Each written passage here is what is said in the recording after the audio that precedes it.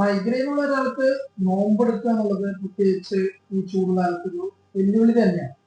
കാരണം നോമ്പെടുത്തു കഴിഞ്ഞ ചില ആളുകൾക്ക് അവരെ മൈഗ്രെയിൻ ട്രിഗർ ചെയ്യും. അതിന് പ്രധാനപ്പെട്ട 2-3 കാരണങ്ങൾ എന്ന് പറഞ്ഞു കഴിഞ്ഞാൽ നോമ്പെടുക്കുമ്പോൾ അവിടെ ഡീഹൈഡ്രേഷൻ സംഭവിക്കും. ജലാംശം ശരീരത്തിൽ വേണ്ട അളവില്ല ജലാംശം കിട്ടാതെ പോവുകയും അതിന്റെ ഭാഗമായിട്ട് ഡീഹൈഡ്രേഷൻ സംഭവിക്കുകയും ചെയ്യും.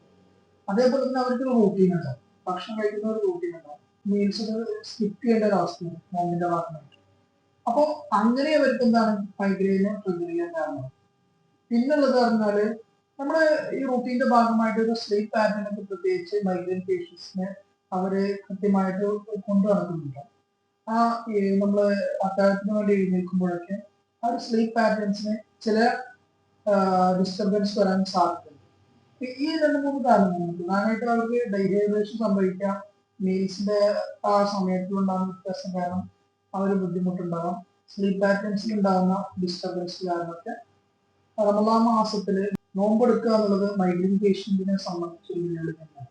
പക്ഷെ ഈ കാര്യങ്ങൾ ശ്രദ്ധിച്ചു കഴിഞ്ഞാൽ അവർക്ക് നല്ല രീതിയിൽ തന്നെ നോമ്പെടുക്കാൻ കഴിയുകയും ചെയ്യും.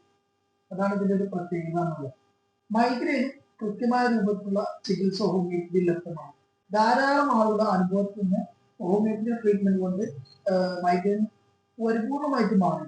അപ്പൊ അത്തരത്തിലുള്ള ട്രീറ്റ്മെന്റ് എടുക്കുക എന്നുള്ളത് മൈഗ്രെയിൻ പേഷ്യന്റിനെ സംബന്ധിച്ച് വളരെ വലിയ പ്രധാനപ്പെട്ട ഒരു കാര്യം തന്നെയാണ്. Royal homeo speciality centre, the final word in homoeopathy, Kodassery, Pandikkad, Malappuram ജില്ല.